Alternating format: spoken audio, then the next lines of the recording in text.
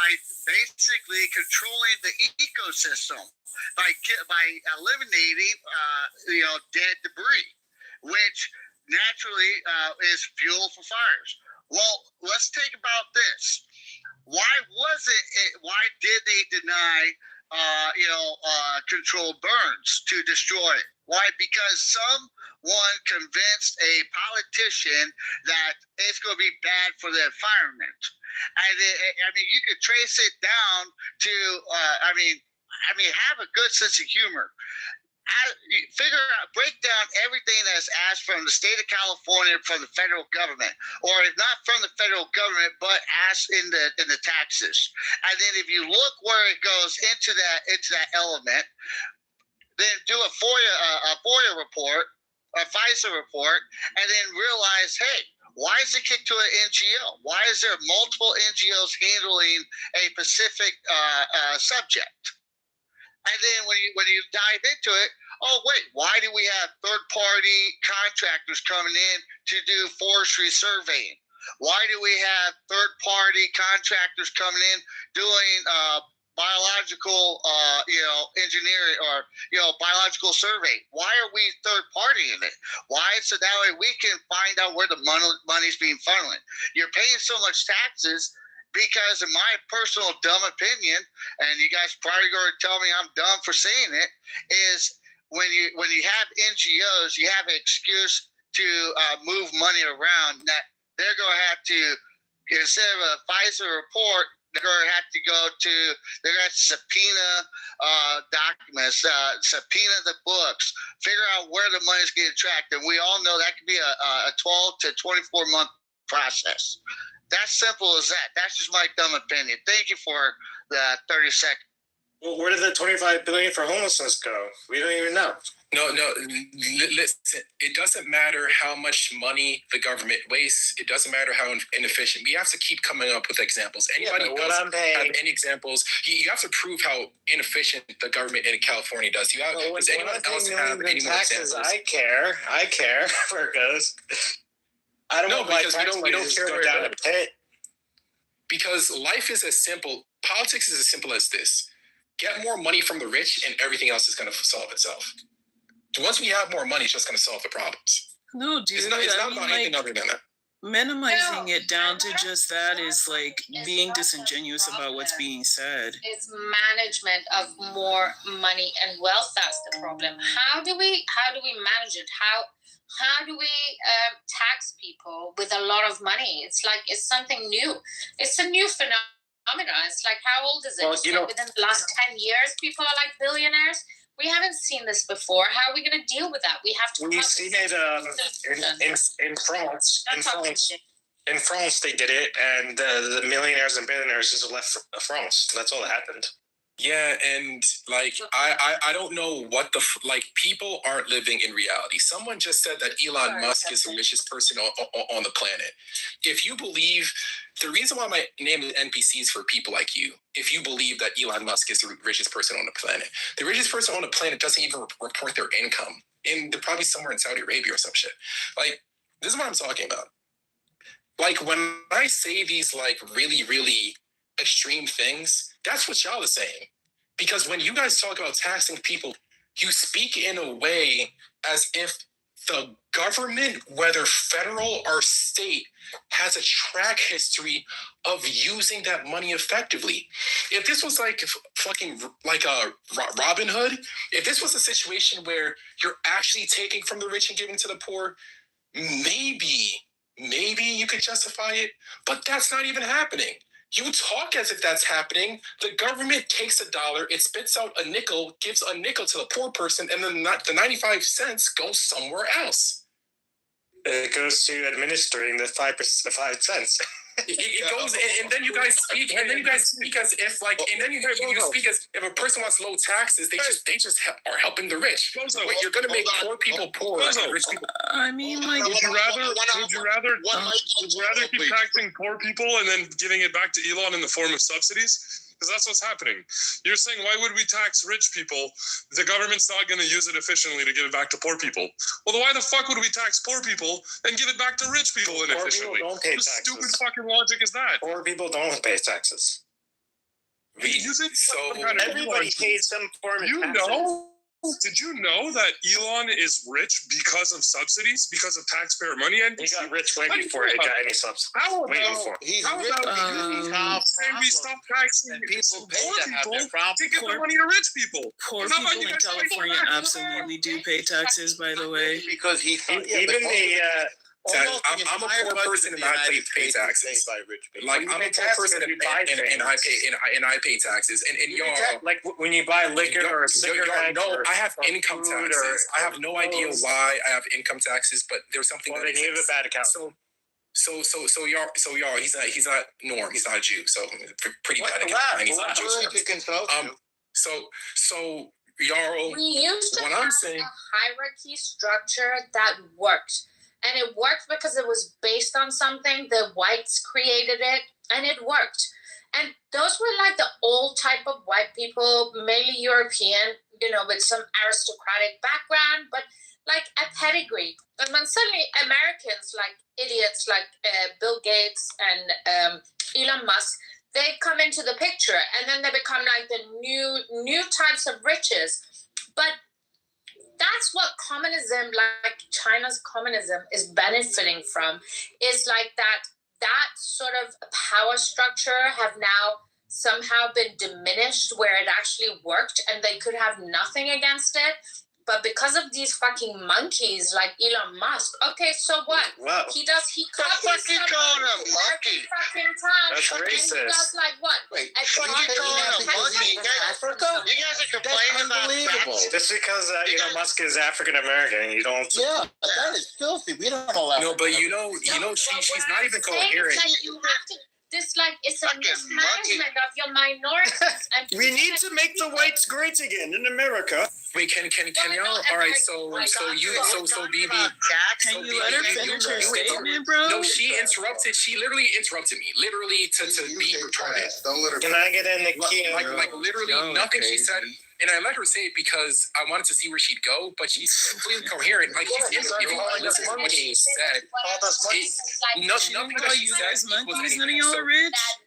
So why can't I land? She's incoherent. Cannot interrupt me. Okay, stop being incoherent. By the way. So at the end of the day, if giving governments more money solved problems, the only thing I'm saying is this: the way that the progressive tax system is now, a philosopher can go over if it's fair or not, but we all know that increasing the amount of money that people are paying in taxes, first of all, is the biggest lie that they do. These taxes end up hitting everyone eventually. The second thing is that increasing the amount of money isn't going to solve the problem. So if increasing the amount of money isn't going to solve the social problems that we want money to do, then what's the point of increasing the thing? That's my only point. If we know that, hey, increasing the amount of money is not going to lead to the result that we want, then what's the point of increasing taxes? If it did, I'd have no problem with increasing taxes. That's We're the going to end up definition with of insanity. is people Keep doing the same thing exactly. over and over again, expecting different. NPC, can I make a minute statement to you? Just a minute one. The reality is, okay, yeah, we have taxes, but a smart man knows how to play the taxes. They just read, and like Mr. Normo said to you, if you want counseling, talk to him. Freaking a simple Edwards Jones or even a money guy or gal will sit there and talk to a company worker. You don't have to be a small business guy or gal. You just gotta be smart with your money. I'm just trying to help you out. That's correct. The reason why I'm saying that, boss, is, I want to say this. Orange Man said this in 2016 when he was asked, but your friends all got the same government tax write-offs. Why? Because they put it in place. That you don't have to be a billionaire or a millionaire to get the same subsidies like Mr. Jarl was complaining about. You just got to be smart and learn how to read a little bit and learn where your state politicians that are trying to be crooked on the back end. You just got to learn how they put them out there in plain sight, because that's how they got to operate. You just need a clever account. You just need a clever account. You just got to learn how to play the game. Just got to learn how to play the game. Well, I want to put to rest this idea that Elon Musk got all of these subsidies from the government. Yes, he got money from the government. You know what he got it for? He got it first for SpaceX because he was doing something the government couldn't do. Now, the left likes to talk about all their NGOs and all of these organizations that get billions of dollars of government to carry out policies that the government wants to get done. And when it's doing something like helping feed poor people in East Mongolia who need education on the difference between leftist and right, and leftists, need to be educated on leftist queer artwork in New York City as it developed in the 1950s. They're happy to fund governments like that. But when it comes to Elon Musk, I want to see pictures of lesbians doing scissors. Why not? They funded him because of SpaceX and all of the satellites and everything else and the advancement in space technology that he was provided.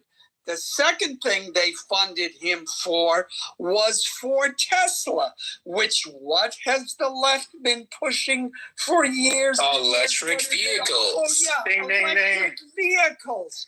And so they gave him, like every other state, like every other locality, they gave him tax benefits. Why? Because if he didn't do it in California, he was going to go to Tennessee or maybe Arkansas.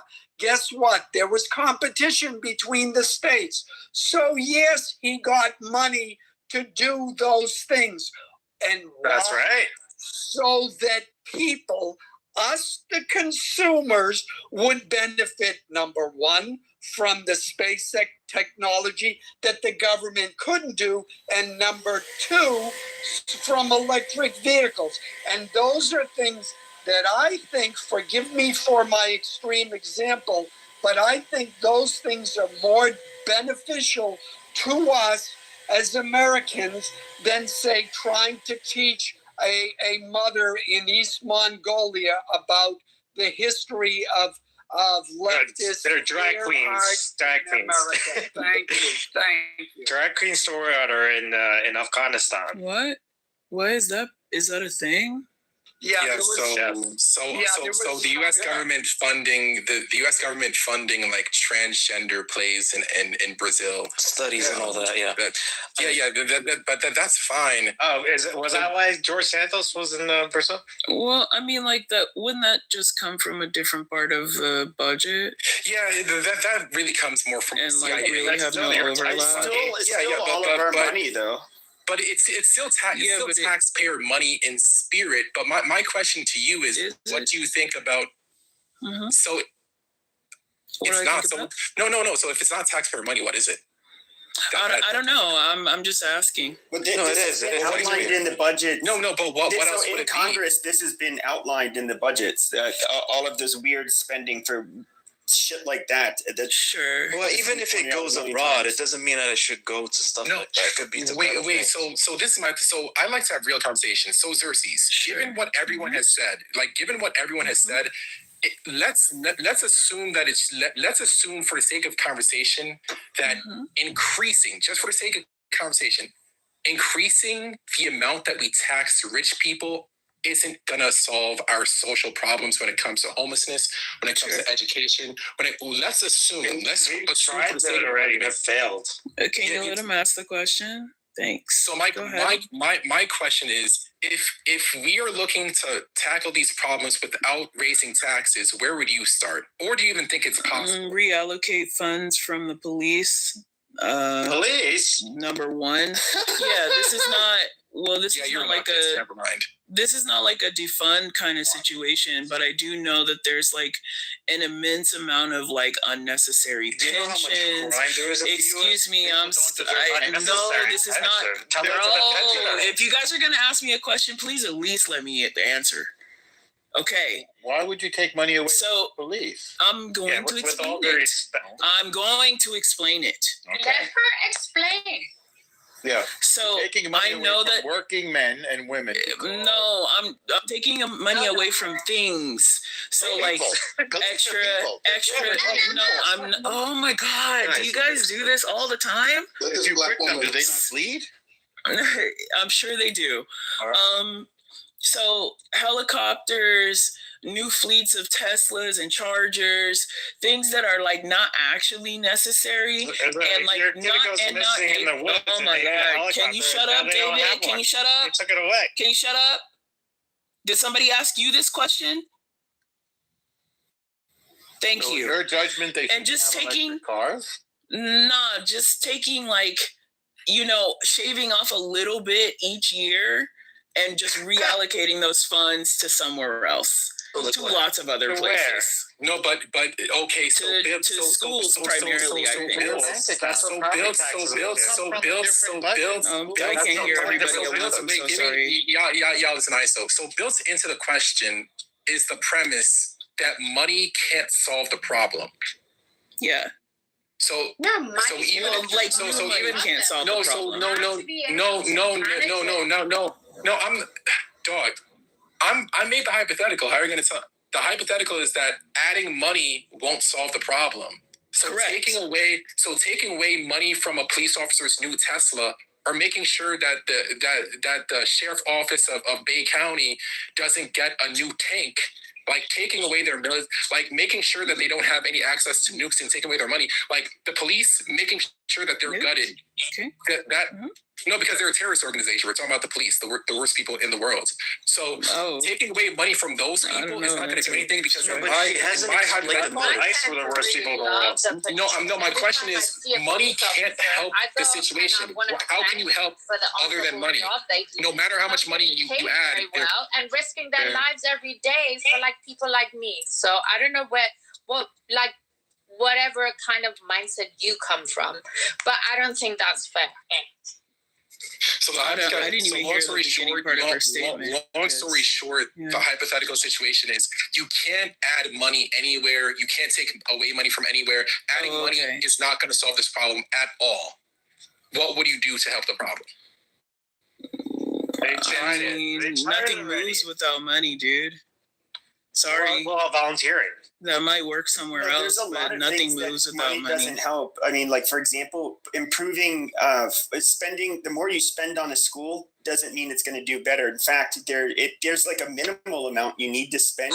But Bill and Melinda Gates ended up figuring this out well over a decade ago. And they ended up realizing, well, it's you have to focus on a lot of things outside of the school to really make any kind of fucking difference. And often that could be, well, it's so there's so many things.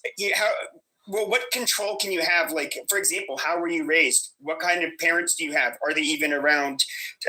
Do you have what kind of environment do you have? Money can't even change that.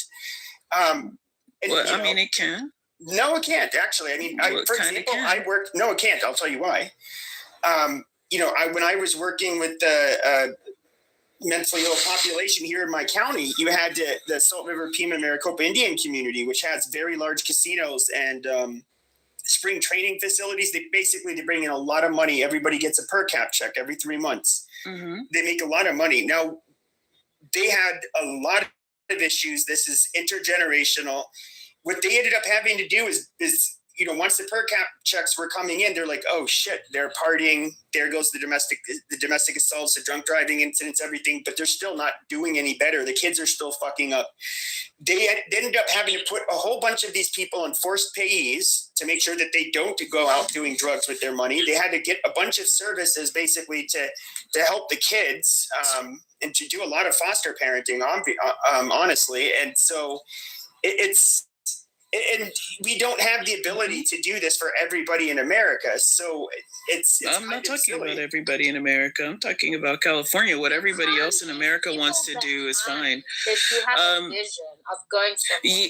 Yeah. So when I say like putting things into schools, this means like reintroducing like post-elementary after-school programs, something that I think actually disincentivizes people to, young people to continue their education, to stay engaged.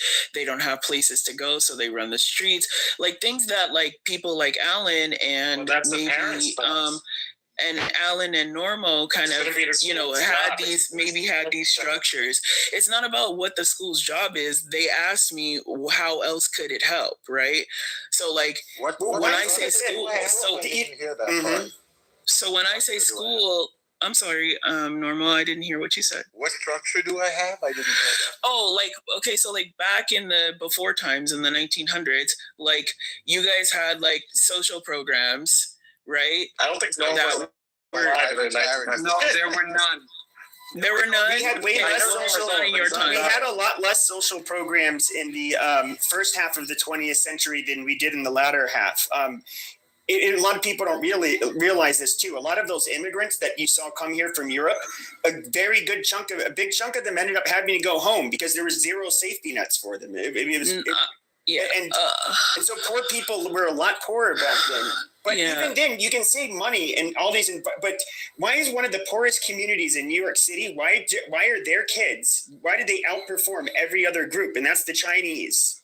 Literally, more than half of them live under the poverty line. Yet they do better than every group. I don't know, dude. It's because the Chinese control the media.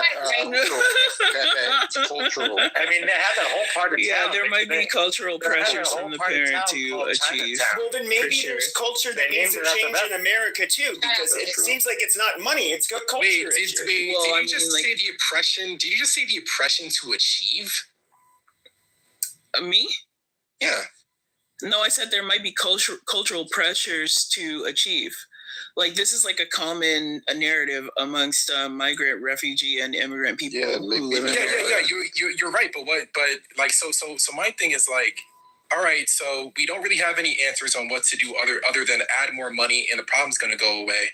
But what? No, I was in the middle of giving more answers before I got jumped on. My bad. Go ahead. Go ahead. Yeah, that's all good.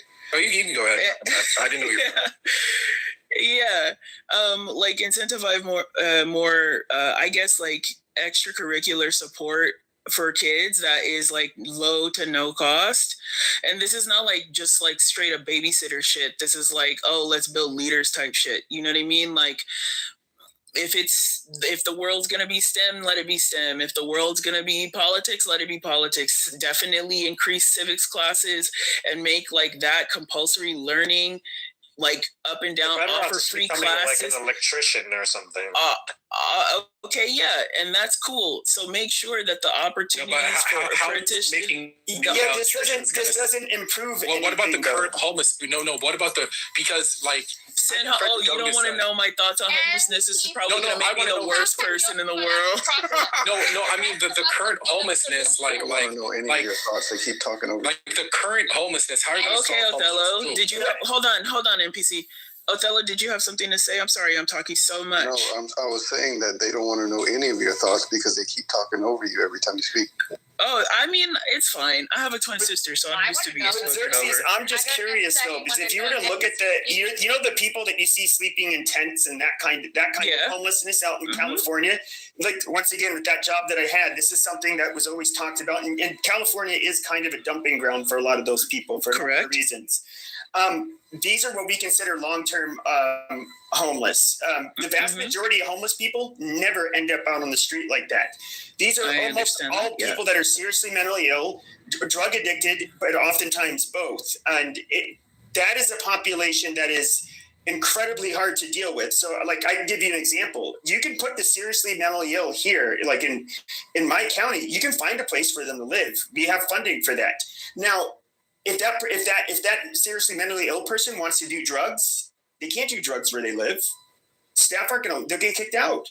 They can't have drugs at a federally or state funded program. And so where do they go? On the fucking street. And it's, it's this very sad situation, but a lot of this is, it's not as simple as it looks, but when you look at California, they waste so much fucking money. It is, I mean, taxes is robbery in So I California. have a They question can't fix for anything. Pepe. In this case, is it okay for the government to scoop them up and fuck them somewhere else and not let them fucking shit all over your streets, bring the fucking property values down, and like it's like almost like they're doing some political parties bidding, and that's why they're allowed to be doing these things, because to be honest, they probably could, if they wanted to, if they really wanted to, they could be rehabilitated, but sometimes these people don't want to be there's usually another relapse. But if they don't, it usually takes multiple attempts if they ever get clean. That's the reality. Why do they have to do it in fucking prime location and shit on everybody else's parades? Michael Jordan. Okay, so Pepe, I'm just gonna address quickly what you said, and then we can move on. Like, homelessness for me is like a different type of issue. As a person who was homeless during the pandemic, I learned a lot about homelessness. I learned how invisible you feel and how people treat you. And I wasn't mentally ill or drug addicted. I definitely lost both my parents during this time and 5 of my family members.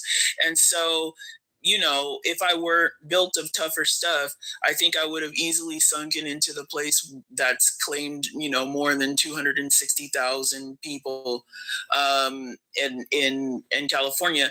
So to me, the way to address this is to do it before. Right? So like for the people who are about to lose their home, they're likely mostly families or struggling whatever entertainer thing. Create pathways so that is not as much of a future for them as it definitely is here. I can't just think of, you know, of what those things might be right now, but I'm sure that it's better than, you know, asking for money and then being like, poof, it's gone. I understand, you know, what everybody's been saying about missing money and promise projects and stuff. So this is one of those ways. Like, homeless prevention is a way to prevent, like, not just, you know, family, but people entering into a space where now you are drug addicted, now you are mentally ill, now you're slipping. And for a lot of people who are homeless, you don't want to leave homelessness because it offers you a pathway to freedom, as opposed to being locked up in a system where you have to follow people's rules. And that's not something that you've been used to for the, I don't know, X number of years you've been homeless, right? I can kind of get what you're saying, but I just want to make one little point, and that's when I say mental illness, that's, you're almost always referring to the SMI system, seriously mentally ill. So that's going to be schizophrenia and that kind of stuff, which always precedes the homelessness. And the drug addiction, they usually end up, I don't know if you've known drug addicts, but it's often, and their life ends up spiraling. They end up not being able to keep, you know. Yeah, I'm aware. It's incredibly hard to battle back from that, for sure. So I would also bring back mental health facilities, aka like the loony bin, but make it like less inhumane and more ethical. You know what I mean? The reason they closed down in the first place. The problem is that our fucking population is like spiraled out of control. It's like maybe 20, 30, 40 years ago, it would be easy just to put people away in like these asylums that were like almost like, you know, like 4-star hotels. But today, it's like there's so many of us. No, they really weren't. I don't know what's... Maybe that's on the East Coast. There's so many of us. So even if it's like, let's say society was trying to like deal with like that part of their communities, it's like, how are we going to find funding for that? Where are we going to put them? And it's like, but maybe some more emphasis. Well, no, she's like, put on this instead of like, you know, maybe we have to come to that. Sorry. Well, what she said she felt invisible when she was homeless. Now, that is almost entirely true of the homeless and seriously mentally ill population. They tend not to be civically engaged. They tend to have no fucking voice anybody will listen to. Nobody is going to, you know, unlike, I don't know, some of the lobbying groups who are going to fucking hound all of the politicians to get, you know, favors and, you know, spending on things that will benefit them and help make them more money. The homeless they have nothing. I mean, yeah, unless, and it's hard, unless you are a person who is like, was civically minded before you entered homelessness. I mean, like once that time in your life levels out, you become, I've seen, incredibly energized to speak on other people's behalf. But yeah, I mean, like it's a grueling process, and like, I'm kind of split. I think a lot of people come to California, especially Southern California, to just kind of use it up for its wares. I wish those people would go back to where the fuck they came from, instead of being on meth in 6 months and becoming homeless. I wish that this wasn't a city of dreams that makes people delusional, so that they could go back to Iowa, Montana, Idaho, Ohio, Kentucky. I would much rather be in Southern California than, of course, because it is actually climatically more lucrative for people to be. You literally will. I mean, like, weather-wise, you are less likely to die. Other people, good luck to you, but at least you won't die in the snow and nobody will find your body until it does. Okay, so like, I understand that part, but it can't continue to be like that with just no services for those people to actually actively engage in, right? And all of that takes active work, and it takes people who actually are dedicated and really care about the state. And I don't think, the one criticism I will make right now of the government in California is that I think we have like some politicians on both sides and in the middle, shout out independents and fucking libertarians, who just don't give a fuck about the state, and they care about power, and they care about their voice, only theirs. Right, and their families, and like the intents of their of their legacy, their lineage, or what they came from, or whatever. And really, the state's too big for it not to be a collective effort, and for people not to kind of not work together, but just be down to be progressive and move forward, trying whatever. So there are a lot of solutions that could help a lot of things. Is it any of that shit gonna happen? No. People only respond to suffering, so may the best man win. And sometimes I remember, so I have this one coworker. She doesn't eat any processed food, okay? Mm-hmm. Our office is on the 13th floor. Okay, we have elevators, really, really high-tech elevators. Every single morning, she elects to use the stairs, okay? She's rich as hell. Like, she's rich as hell. She's like 65. She's like the most healthy person I've ever seen. No sugar, no processed foods. And it's not because she's diabetic. She's just super, super healthy for some reason. And she saw me eating a Pop-Tart, right? And when she saw me eating the Pop-Tart, it was like I was eating sewage. Like, she was like, oh my God, how can you handle that? That's too much. That's too sweet. To me, it was heaven. When you look at some homeless people in California, they're in heaven. There isn't any money that you can give them to not make them an addict, because that's what addiction is. Coming from a former addict myself. Like, that's what addiction, it's a mental health issue.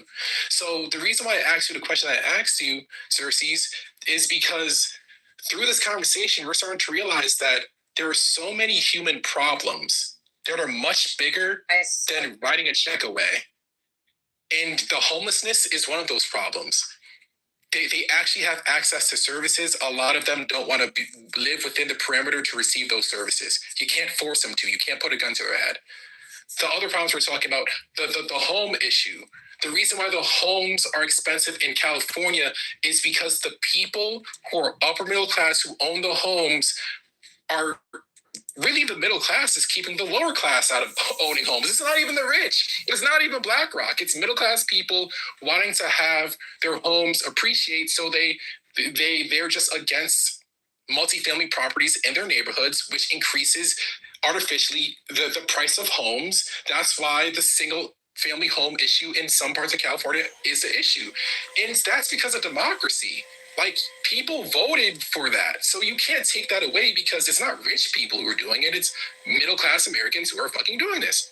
So there's so many problems that are just bigger than you just point money at it and then it goes away. These are humans with different interests and free will. But that's why again, it's the minimizing of just pointing money at it. Like, this isn't just, when I say reallocate funds, or when I say tax whoever, right?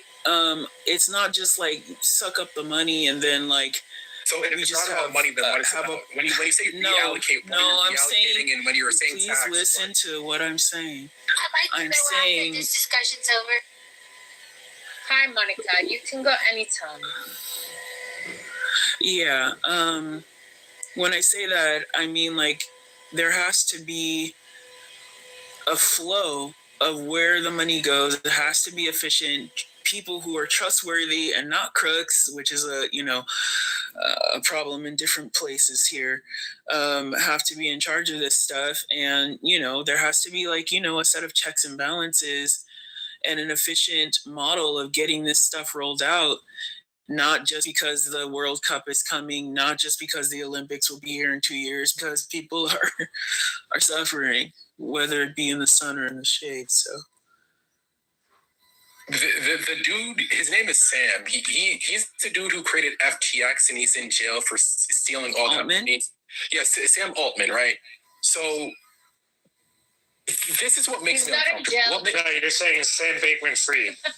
Yeah, Sam Bankman-Fried, that dude. So what makes me uncomfortable is that certain people have a higher sensitivity to the greed of the private market, but they don't have that sensitivity to the obvious corruption, greed, and the same things happen within government. At least in the private market, when a person's being greedy, they're greedy with something that they earned. They might have earned it by cheating, or a lot of them don't cheat. MPC, can I just say something? I just think no, BB. Why ask a question in that? No, you can't. You can't say something. And then Monica's after me. So the only thing I'm saying is that interrupted. It was her before you. But actually, then she can go now. Monica, you want to go now? Monica. Yeah. Hey guys. Scotty, is this your room? It's a great title. Very interesting. Y'all are on homeless in California though, so I do want to talk about the topics. Are y'all ready for us to circle back, or you need me to wait a little longer? No, that's what we're talking about. Your incentive, Monica. All right, so I think it'd be foolish for Trump to resign now. Joe Rogan was at the White House Saturday morning talking about ibogaine, which has an effective mitigation rate for addiction at the first dose, 80%, allegedly. We should investigate that. It also might be effective in depression, and we know that liberals, strong leftist liberals, have the higher rates of mental illness in their society. So that will be great. I think it'd be dumb for him to resign. I'm ready to see what's next in store for us. So, okay. You mean like liberal-minded people have a higher rate of mental illness because they're diagnosed? No, so my sort of my 2 cents to this would be like, well, I think it's because they're crazy. That's what they're saying. Yeah, but it's like, well, that's an unsubstantiated claim. Don't say crazy anymore. I don't do unsubstantiated claims, Xerxes. Hold on. Even if you prove it, it's going to move on to something else. People on the left have. She's just going to say that they get more, and we ignore ourselves. But my thing is this: it seems I just rather prefer if people were just against big money. It doesn't seem like people are against big money. They lost $25 billion. Against big money. That's what wait. You just said you wouldn't. Why are you interrupting me? It drives me crazy when you do it. Like it actually drives me crazy when you do it, because the way you communicate is so schizophrenic. It makes me schizophrenic. You're the person I hate when they interrupt, because you're incoherent. I don't know if you're drunk. Like, can you stop interrupting me, please? Stop it. Bad. So the only thing I'm saying is that you look at $50 billion. $50 billion. We can only account for $25 billion. So let me put this into communist language for you. The homeless population went up. The homeless population went up during that period. We also, it's $25 billion. Imagine if Elon, if there's 25, if we took a clone machine and put 25 Elon Musk, 25 Jeff Bezos, 25 rich billionaire white, 25 Donald Trump. We're not talking about unrealized gains. We're talking about liquid. We're talking about now. Can you stop? We're talking about liquid. What he has to say.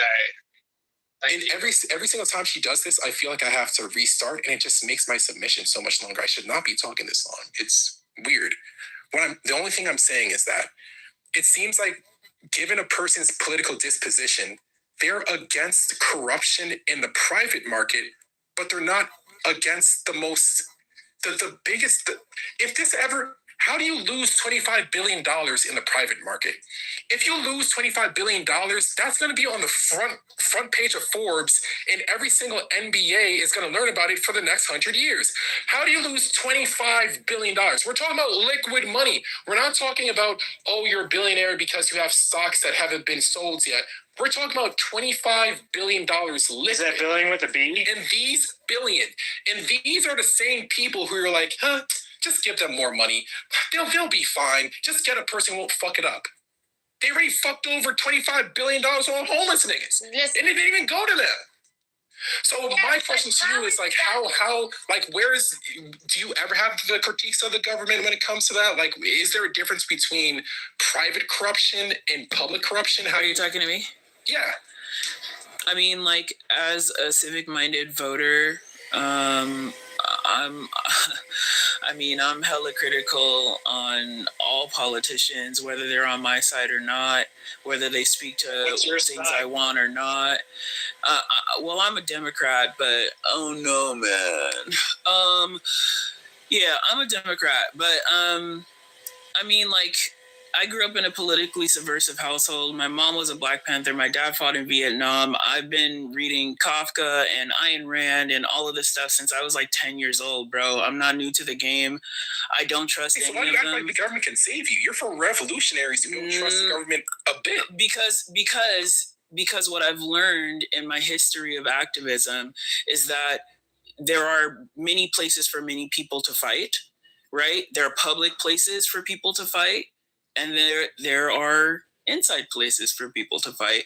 And I prefer to break things from the inside using their own tools. So I will do that. And I do that. And I encourage people to do that, right? So I believe, despite, I don't know who else is like Black, but NPC, if you've ever heard like other Black people say like, I don't vote because our votes don't matter because the government doesn't like us, blah, blah, blah, XYZ thing, right? I'm the person that's like, have you heard that before? I don't want to just assume. Yeah. So okay. I fuck with your ideology. I'm the person who's like, no, dude, this is what they want you to believe. The more you believe this and the more you proselytize this, the worse things get, not just for you, but for every person. Okay. And I take it further, and I've heard people say this on this app. Say that on the top. Yeah. So I take it further and I do things, I create things so that I can stay safe, because I was like a public activist. I've been shot with rubber bullets, tear gassed, all of that stuff. I don't really want to do that anymore. Really dangerous. I love breathing and living. But I still do want to fight. So every election year, whether it's the midterms or federal elections, I will create entire voter guides, and I will call every single person that I know in a state who I think doesn't understand legislative text and explain them and ask them, do you understand? Do you know how to do this? Do you know how to engage? And they can take that information to other people, right? Because I care about what things do. I love that. I love that you create a voter. We're not. No, but I like your history, but I don't think that. What about government? Because when it comes to the lack of trust for private actors, we understand that people can be greedy in a private market. But what about? Bro, I'm trying to tell you, I've spat in the face of governors on the steps of my city hall. Please don't think I'm like playing games with these people. If I see corruption anywhere and I have the ability to speak or do something about it, I do it. Okay, so the way that California is right now, they don't have to raise a single increased tax dollar. They can solve all their problems right now without raising taxes at all, and that's just the fact of the matter. How? So if your mind abundance, there's a book out right now called Abundance by Ezra Klein. Read Abundance by Ezra Klein, and you can figure out how to be a successful integrationist. And the way to be a successful integrationist is by having a government. You cannot be a status quo person. Having a what government? Oh, my bad. Efficient government. Oh yeah. You cannot be an integrationist without having efficient government. Because if you don't have efficient government, gaslighting everyone who's smarter than you. What? Okay, he'll stop now. He promises. Go ahead. Yeah, so if you don't have efficient government, what you're going to have are people who criticize the government justly because they're inefficient. And then you're going to have people who defend the inefficient government just because they're status quo. And you're going to have what you have right now. So you get the worst of both worlds when you have inefficient government. You don't get the benefits of government, and people who want to tear the system down are legitimized, and chaos doesn't really help that many people. So this is the issue with Democrats. They don't treat government inefficiency like the crime against humanity that it is. Because government inefficiency is what I'm calling it to be nice. The majority of this shit is not inefficiency, it's just corruption. Well, government inefficiency should right next to... sorry. I'm about to land. Yeah, Elon Musk is the worst person who was ever born, right next to maybe Jeff Bezos. Right up there should be government inefficiency. I want you to hate government inefficiency just as much as you hate Jeff Bezos. Yeah, that's what I just. I think the grace that you have heard from me, you guys have heard from me, is my thoughts of like, well, if I, there's always the question of if you were in control, right? Like, if I were to do it, how would I do it? And the thought becomes suffocating over time. I've been asked this question several times over several years, and it makes me like consider the complexities of different offices, right? Like, what could I actually do? Even just knowing some people who work in government now, right? Like, one of my friends who I used to dance with was running for office, and I yelled at him. I said, well, like, why would you want to work for these people? What do you mean? Like, are you okay? And he's liberal, but still, I asked the question, like, like, I don't know, like, is your soul good, bro? And he was like, I just want to expose these motherfuckers. And I was like, oh, you're never going to get anywhere if that's your goal, right? And I'm happy I was wrong, because he absolutely did get elected, and he has been exposing these motherfuckers left and right for like a few years now, so much so that they want him gone. He's young. He doesn't give a fuck. He uses all of the things that the young people like to see, big old billboards, memes, all of it, to just expose the corruption into what... Yeah, moral victories. We love moral victories. No. These are real victories, because he's showing people raw data of like charts of how much money is being spent in the county on different things and how little of that goes to us. No, but we already and what know they that. can do. But by the way, your friend is amazing. Well, a lot of people don't know that. No, but no, even a lot when of they people find don't. out, Xerxes, even when they find out, one of the reasons you're different, you actually you're a good sport to talk to. Most of the times when we tell people who are left leaning about the inefficiencies of California, it's almost like they act like they don't hear it. Like people know, it's an open secret that California is probably the least efficient state government in the country. Well, I mean, like, I have to be honest. This is like, it could be true for any people who are, I guess, like, nationalistic to their state, right? Like, I could say the same thing about Kentuckians who refuse to believe climate models despite the fact that their shit got rocked 2 years ago, right? Like, you literally are living on stick huts because of floods, and you think like, oh no, like, let's not even hear any of that, right? Our governments believe the same thing, right?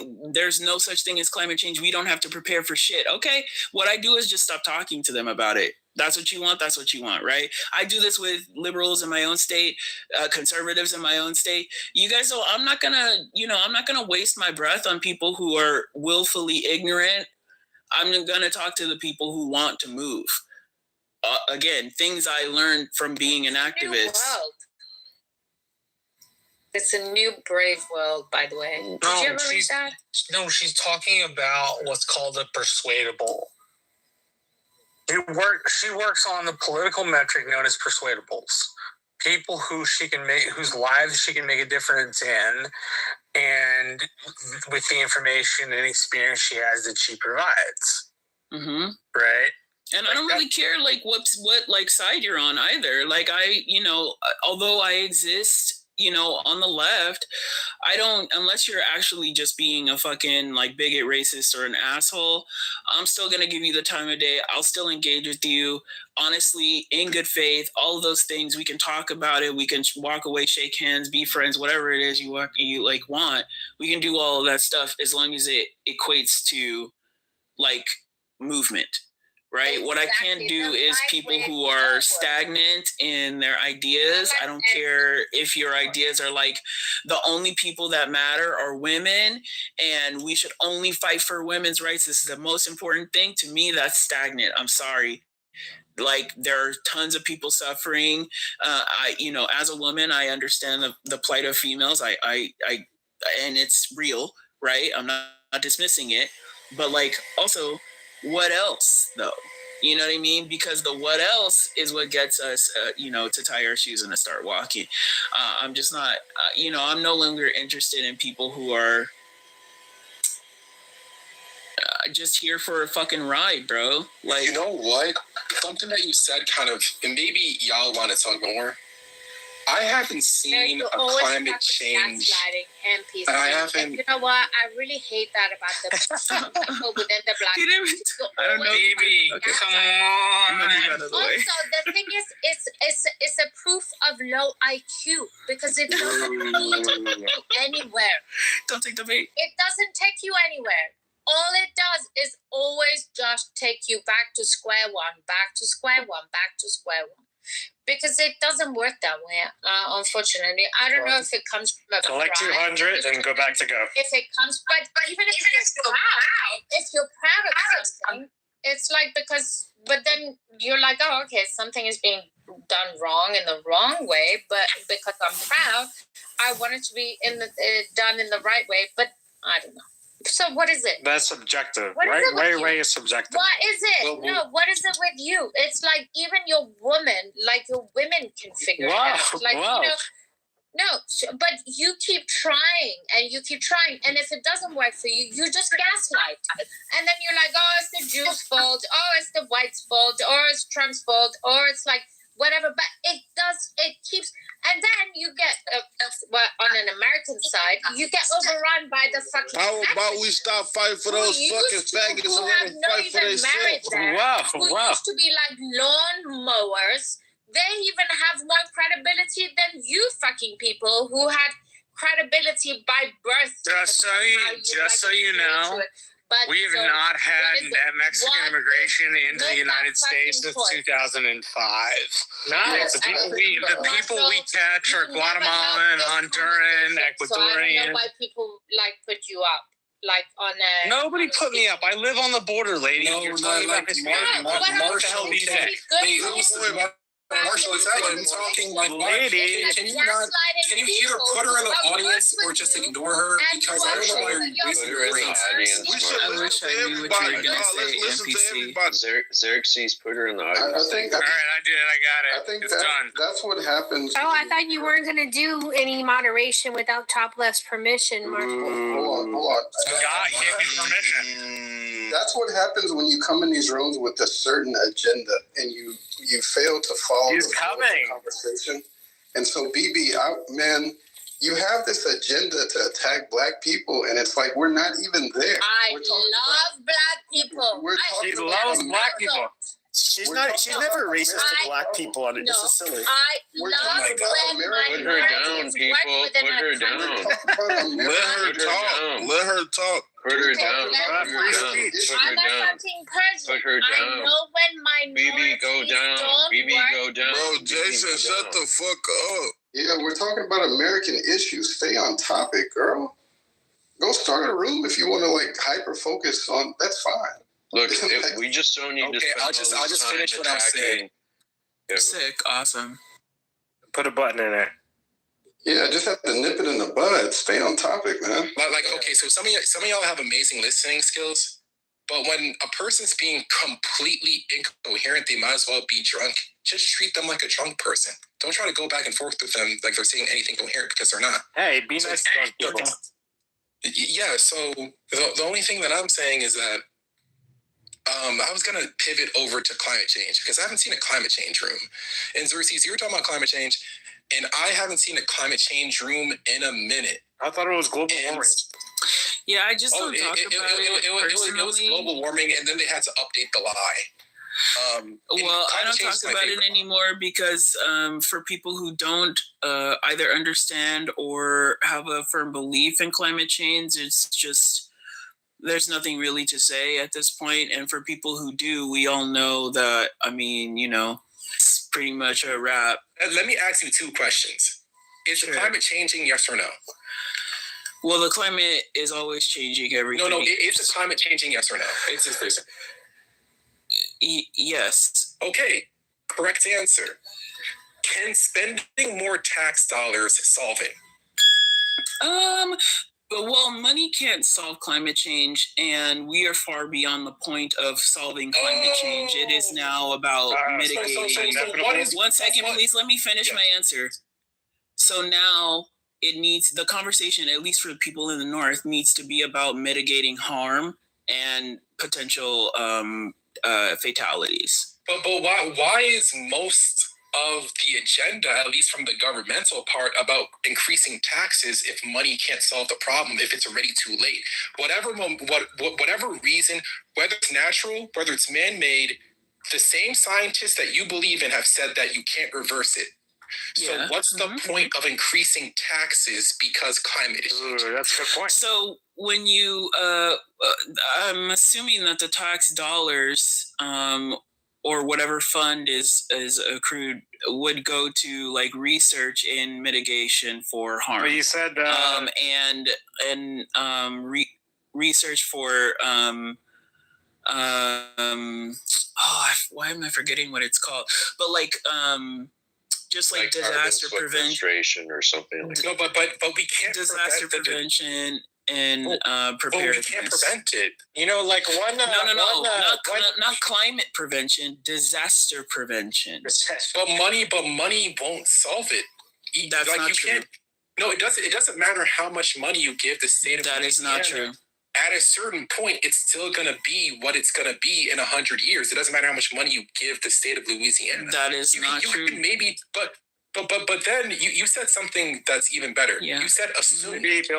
But your parents are like Black Panthers, like, so you're assuming. Well, first of all, you're assuming that the government. You're assuming the reason why the American government wants to tax more people is because it proactively, 100 years before, 200 years. All this research is the government. Our government's known to be proactive. Like, do you believe that the American government is proactively trying to help its citizens to? I think that some governments maybe not our government as much. No, I'm speaking about our government because I only know the climate lobby in our government. Yeah. And I think you can kind of get the main idea that the climate lobby, the prescriptions that it gives doesn't match the illness nor the medicine. That, like, none of it. Well, I mean, the climate lobby and climate scientists would be speaking to people who, largely for 40 years at least, maybe even more, who like initially don't really understand the concept that they're trying to describe, right? It does just kind of set in as panic or fear mongering, and then you go into like a 30-year lifespan of greenwashing and making people believe that they're doing something when really these things, they help, your immediate surroundings, but what's actually happening, what's been done, it doesn't help that much. Even Bill Gates has pulled away from the climate situation. Like, it's not and nobody cares at this point. So okay, but this is what I said about having debates surrounding climate change. I don't do it personally because what am I to say to people? It is just kind of like, we'll wait and see then. No, when one volcano going off causes more that's not harm to the world than a million cars. I mean, that has nothing to do. That has nothing to do with climate change. But bringing up volcanoes. What are you talking about?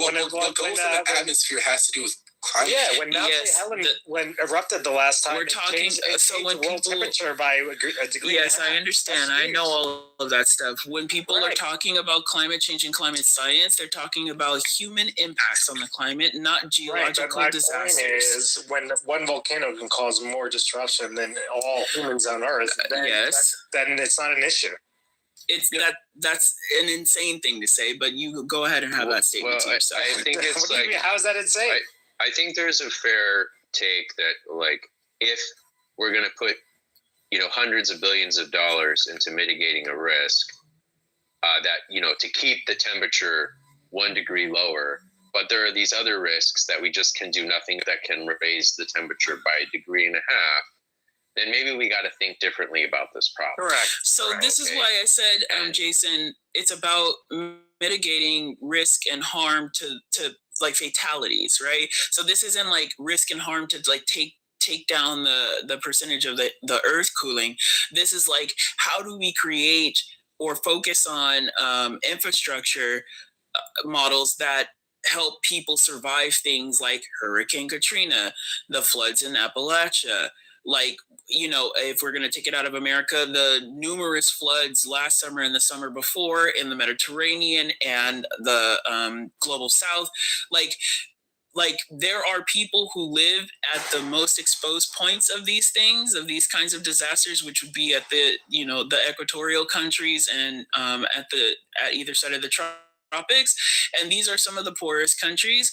They are leading research on this because they know that they are the most at risk, right?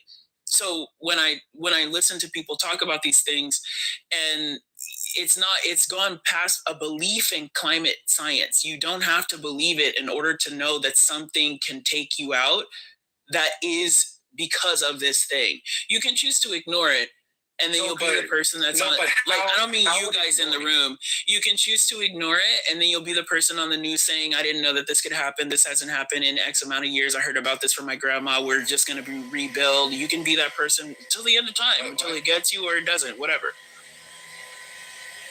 But until it gets you, or do you even understand the models that you believe in? Because none of the I do. Like none of the models say that anything. Well, like you guys remember the movie 2012? Like you guys remember the movie 2012? But none of the things in 2012. Yeah, none of the things in 2012 happened within our lifetime.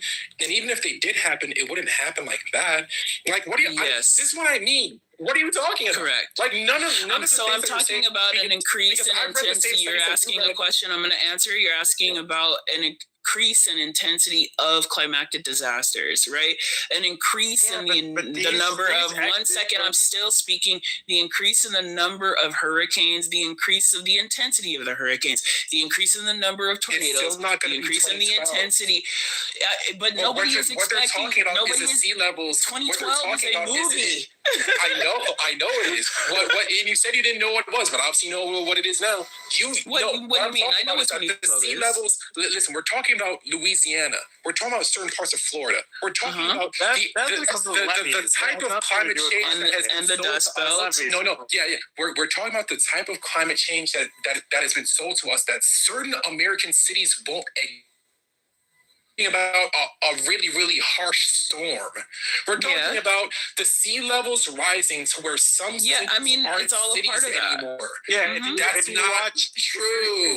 That's not going to happen. I mean, you can say that now because it's not true right now. No, of course you can say that. Projections don't show that.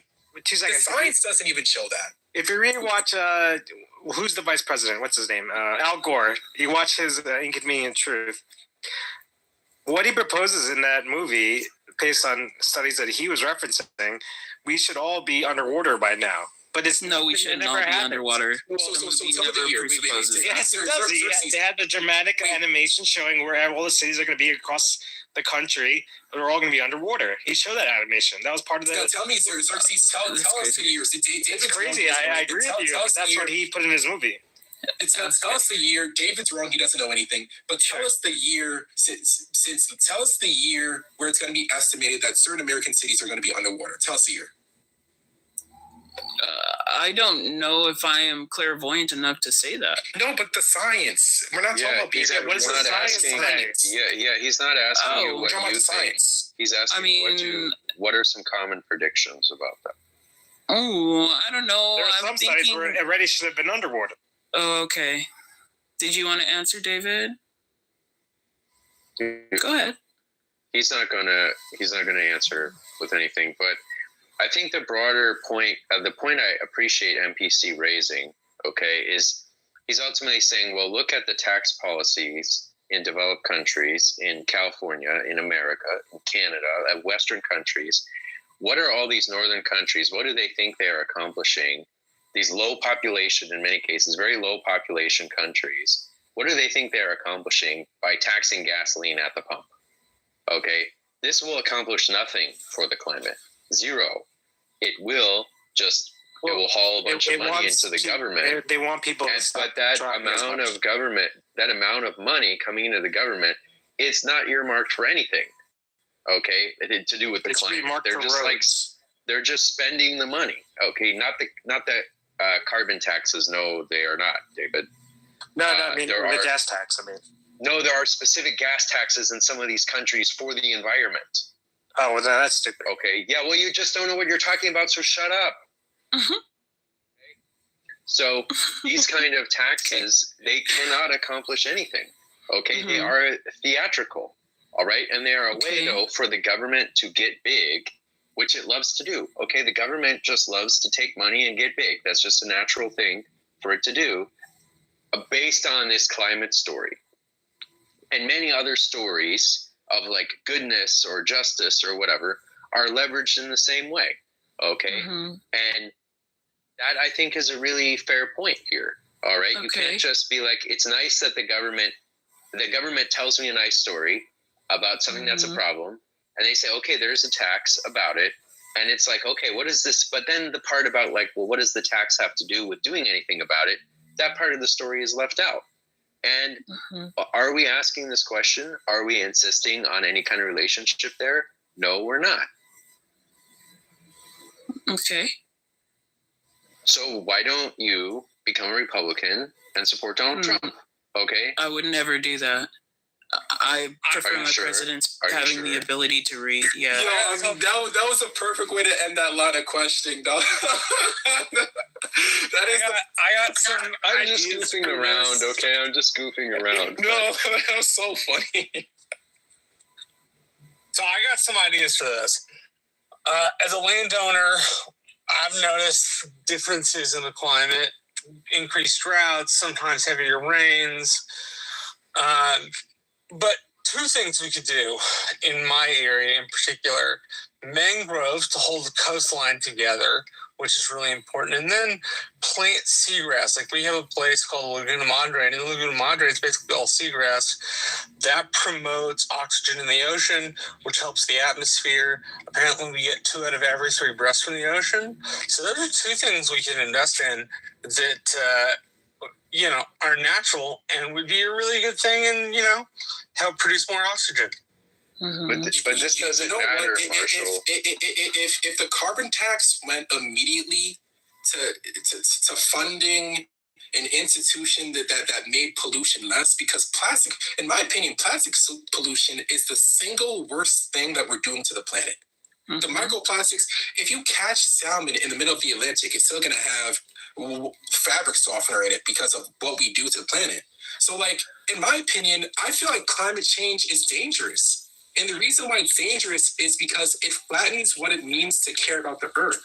Instead of caring about things that are really actually going to move the needle, not a fucking solar panel that's going to end up in a landfill that we have to destroy the plant to even mine the materials for, not a fucking windmill that's going to kill all the birds and kill all the whales, not none of those, but actual things that change the planet. We're not focusing on nuclear energy. We're not focusing on thorium reactors. We're not focusing on getting plastic out of our lives and off our planet. But instead, we're focusing on a big tidal wave that's not going to come when or how they say it's going to come. I mean, you can't, just like I can't predict if it's going to come, you can not predict if it's not. Right. So I think we should maybe stay out of the realm of hypothesis. The models, the scientific models that you love show it's not. You know, you have this really interesting way of framing things that are intentionally antagonistic. And while I'm not provoked by them, I do find them a nuisance. I think the projected model is for 2050. And that's the one that I have learned for, I don't know, 3 years. Okay, great. So in 2050, Miami's not going to exist. Lafayette's maybe. I mean, it's possible, right? Yeah, exactly. So that was your answer. You said you didn't know before. Now you found the study. So before, basically, I'm 27 now. So before 2050, yeah, I'll still be alive then, hopefully. So most of the people in the room are going to be alive when Miami is absorbed by the climate monster. I mean, it's possible. It's also, you know, there are a myriad of things that can happen in between then and now. Yeah, there are. But government policy can't be based on like, well, we don't know if it's going to happen. We don't know if it's not going to happen. So let's take everybody's money for the tidal wave that may happen or may not. You know, you got to have a good reason to take people's money. Yeah. So, and we got to push back on the government when they don't have a good reason. Yeah, so I kind of agree with you in the sense of like it should be direct and clear about what, you know, funds are going to be used for what, and those plans immediately go into action. They absolutely incentivize those communities, maybe even, you know, by way of making jobs for those communities because somebody has to put the shit together. You know, all good things. I just don't know. I do know. Often when people say things like this, they say this in effort, and I'm not accusing you of this, Jason, but they say this in effort to cripple the argument that things should be done at all. I don't. That's true. But I'm not saying that. I didn't say that you. I don't want you to believe that I believe that you're doing that. I do not. But you know, I have seen the ways that, you know, different communities in different countries have for, you know, this whole 30 years, because they've been enduring things that are not inside of the normal things they understand climatically, done things to change, you know, even poor countries. There's a reason why I talked about, you know, houses on sticks, you know, stick huts. It's because, like, you know, in places where people can't like build strong foundations because they likely don't have like a ton of materials, time, money, whatever, they just build their houses on sticks so that the floodwaters can pass and they're less likely to endure, you know, hardship or death, right? It looks like this, right? So, you know, when people are talking post-Katrina about levees and stuff like this, it looks like that, right? It's not like this grandiose, you know, nebulous, imaginary thing where the money just goes up into the sky and maybe comes down as less rain. You're saying it's coming in. Okay, so if it's coming in 2050, you just made an assumption. You're giving the government not an assumption. You said you don't know what they're doing with the money. You said that, and you gave them the benefit of the doubt. And you gave them the benefit of the doubt that, hey, maybe they're using this money for preventative measures. But you're giving them the benefit of the doubt. Why would you give a government the benefit of the doubt that just wasted $25 billion on the homeless crisis, which is an actual crisis that's hitting now? On the real crisis that's hitting now. Okay, NPC, relax, bro. You don't have to yell at me. Whoa. I'm listening. Whoa. No, I'm saying, but the reason why I'm elevated is because the real crisis. It's frustrating. It's not frustrating yet. I'm having fun. The real crisis that's happening now, $25 billion gone. Yeah, it is. Yeah, $25 billion gone. And you're saying that I'm going to give the government the benefit of the doubt that they're taking up this money 30 years in advance, but they're doing the right thing. They have our best interest in mind. They just need more money. Well, I mean, like, it's a little bit different here where I live. So, like, climate scientists and climatology and earth science studies and all those things are like as native to California as a poppy. You know, there's a reason other than just, you know, elitism, tech bros, fintech homies, bad regulations, and you know, the myriad of other things that people hate California for. Like, it's also because we institute, like, well, for a while instituted like EPA laws, right? Things that, like, you know, go to save the planet, right? But thank goodness Trump reversed that. And you guys, you know, the rest of the country can decide now in this time whether or not they want to follow those things. I'm sure everybody can find their way. That's cool. But the rest of the country wants like, to drive an F-150. Bro, like, the Tourette's from you is getting annoying. It really is. Did you want to just have the floor to speak, David? I can yield for you. No, I reserve the balance of my time. Okay. Where we focus on things, or at least the government does, right? So cliff faces falling off, you know, mitigating harm.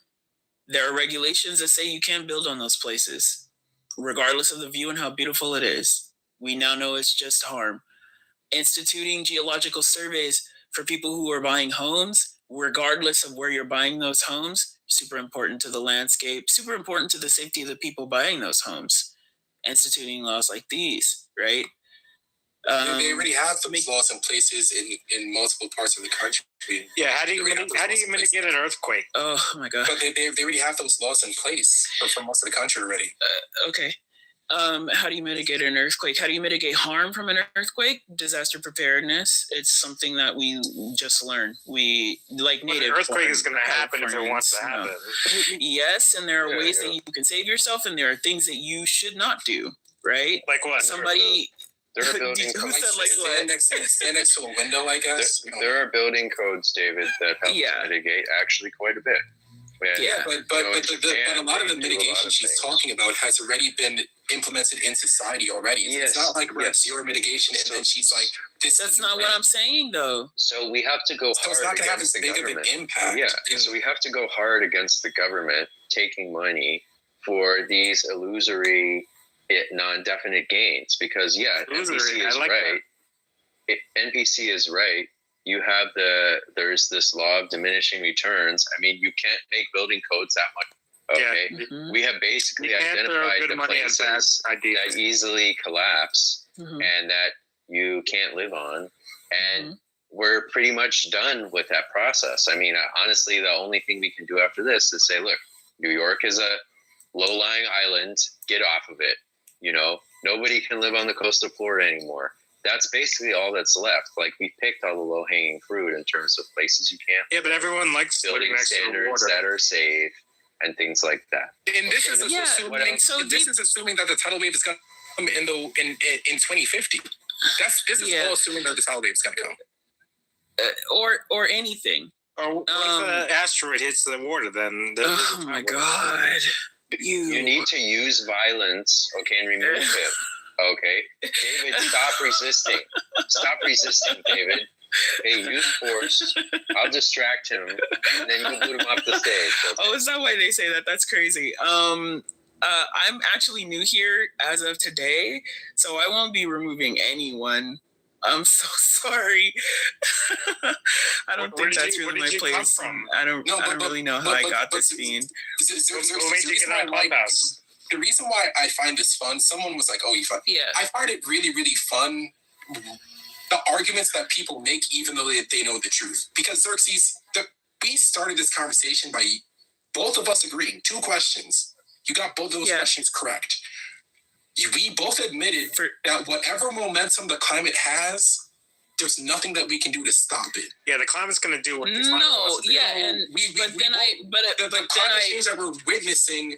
And then you're going to these like really, really fringe ideas. No, it's not fringe, bro. Like, because we exist as humans, the thing that we care about is important, right?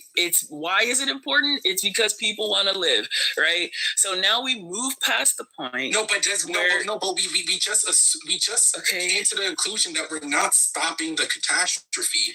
You cannot stop the damage control. The catastrophe is so catastrophic that the damage control that you're suggesting is going to happen won't even fucking matter because you won't be able to. That's not true. I'm so sorry. You're not qualified to make that judgment. I just have to put that out there. You just remembered Xerxes, I hate to break it to you, but sure, NPC is a citizen.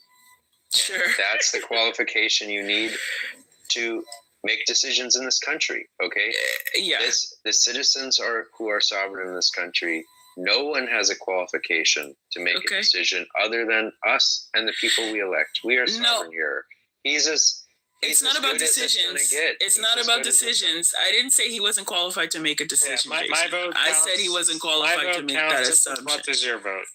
Yes, it does. I haven't. Well, to be fair to you, Xerxes, there's a lot of assumptions that you've made that you verbatim in this conversation say, I'm about to make an. You literally said you made several assumptions, and like which ones? You made an assumption that the state would have. You gave the state a benefit of the doubt, which is something you called an assumption verbatim, and you said they're probably using the money. I'm going to go out on a limb and say that they're probably using the money for preventative measures. That's what you said. You made an assumption of how the state was allocating money. But my assumption is based on the things that I've seen, right? Is yours? My assumptions are based on the things that I've seen. I've seen really how.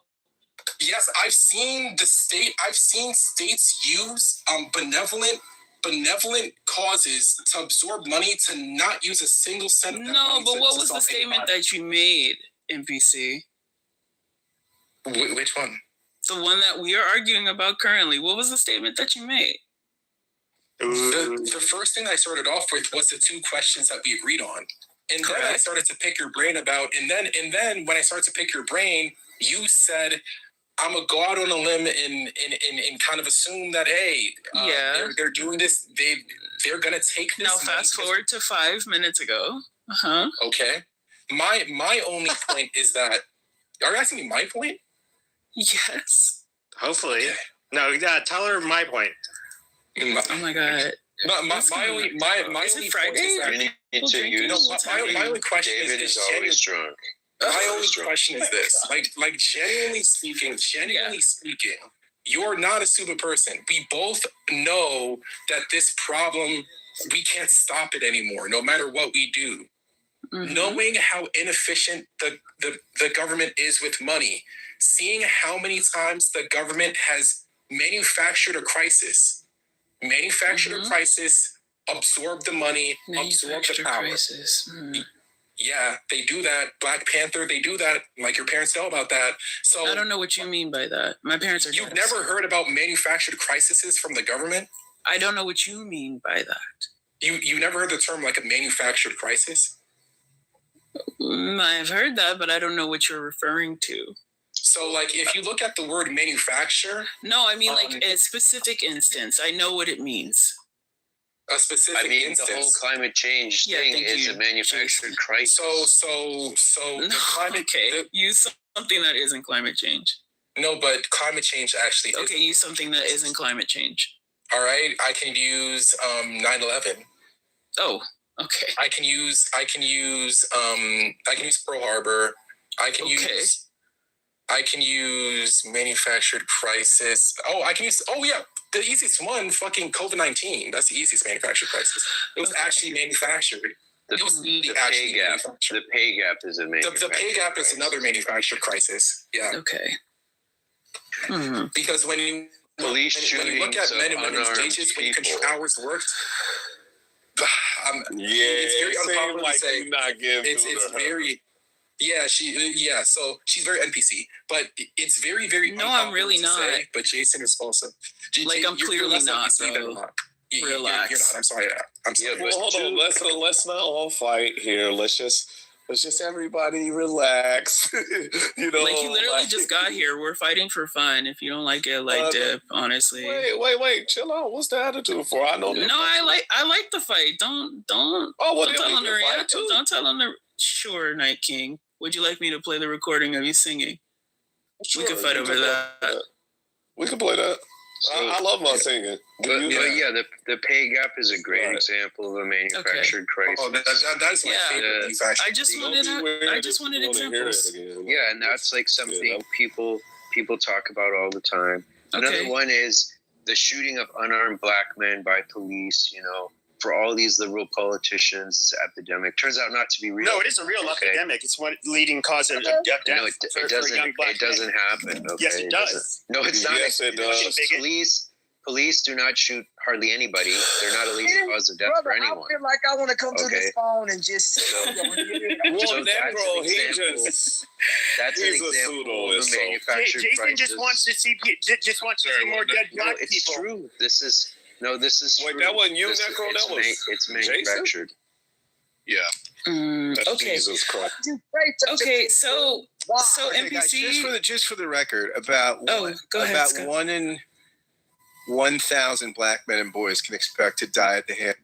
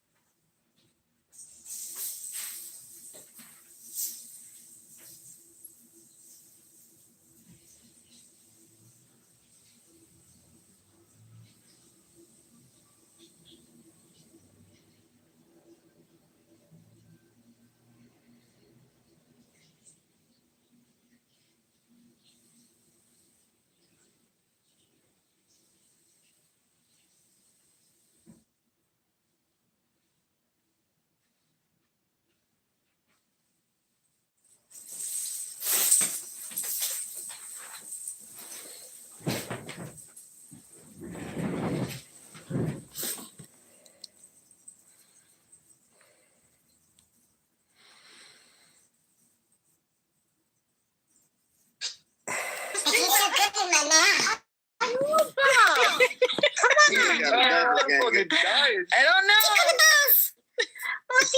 Who's the catfish in here? Who's the catfish? No, it's not a catfish. I know. Who's Tina? I'm putting out the hook. See who's going to jump on that hook, baby. And I'm going to reel it in. She said that she's a ballaholic. You better be careful. Yo. All right, guys. Let's get it. They got like 5 minutes before I turn up. Got all 5 families and everything. Let's get it. Yeah, you turn up. Why the fuck we gotta wait 5 minutes? Go turn up now. Let's go. I'm a vegetarian. I like turnips. Hey, we're showing B. This is a great song over here, by the way. That's la la la la la la la la la. Oh, you coming at the Empress? That nigga got quiet. That motherfucker got quiet.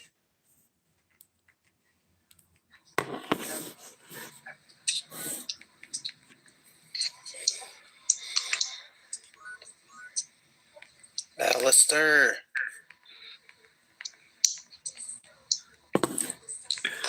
How can you think love will end? Diego, I will haunt you till your grave. My name is Scarface, and I try to bomb an elevator shaft with Hamas and Hezbollah. Jihad, Princess Sia, long live Palestine! Diego! Diego, my heart aches for you and your Nazi race. racist ideology, your extremist bigotry and low IQ Jew hate. I miss you, Diego, and I love you. How's the House or whatever you're running for race going?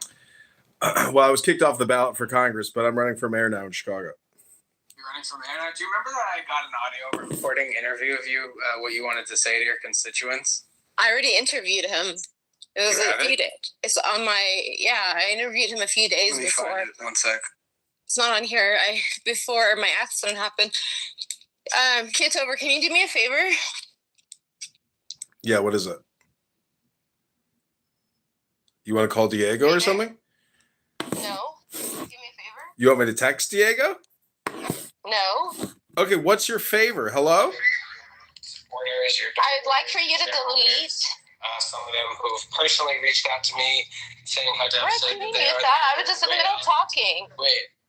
What do you mean, wait? I was in the middle of talking. I know, but 1 second. It's Vincentius World. This is quick. No comment. It's actually one. Oh, there he is. So, I didn't commit fraud. I didn't forge any signatures. Rick. Election. There was a bunch of corrupt judges and lawyers, and they said that my signatures out of district were even fraudulent. So, all right, sorry about that. Just had to remind Alistair that he was interviewed and he is on record talking to his constituents saying that he will be back. So continue. Yeah, go ahead, Princess. So the day that I was rage baited by you. Rage baited by me? You think I rage baited you? That's how I feel. Okay. But anyways, that day, that recording is on Clubhouse. I'm sure it's somewhere on YouTube. Can you delete it from Clubhouse?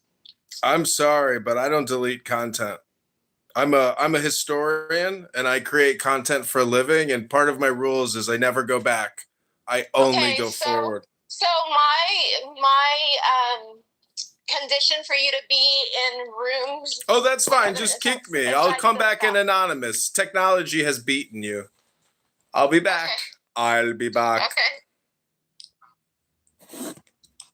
Anyways.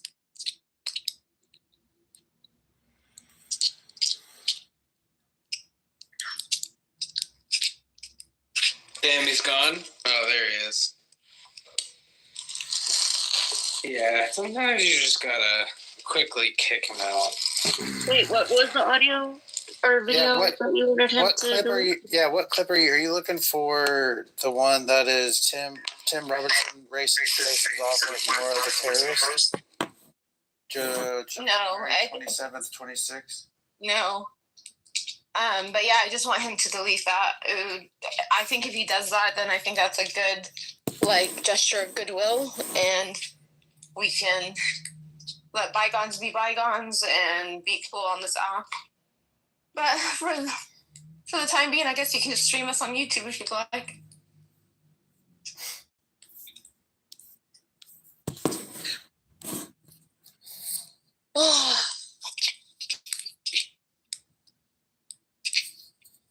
I want to start running, but I'm just going to walk.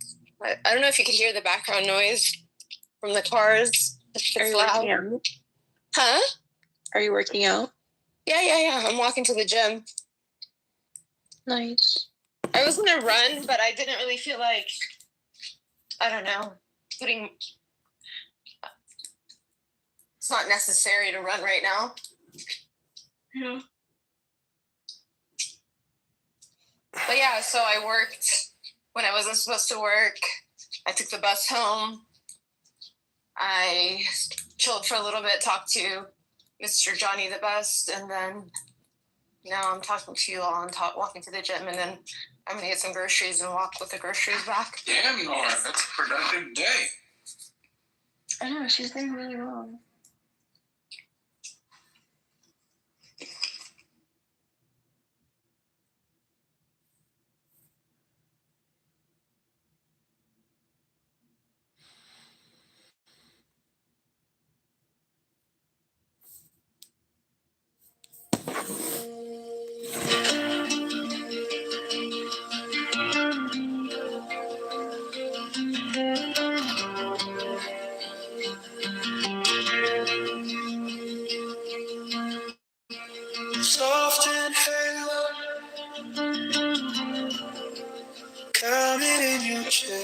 Let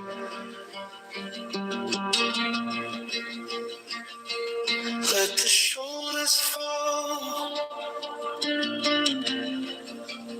nothing to impress.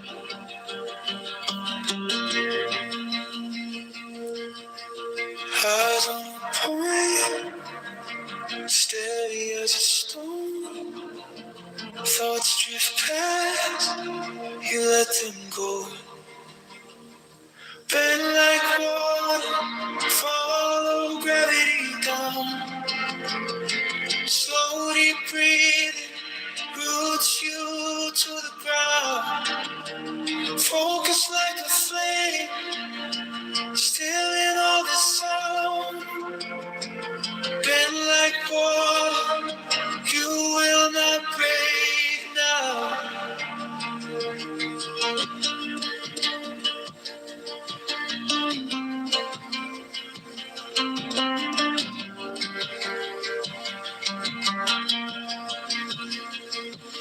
Notice every edge where the tension hides. Send your breath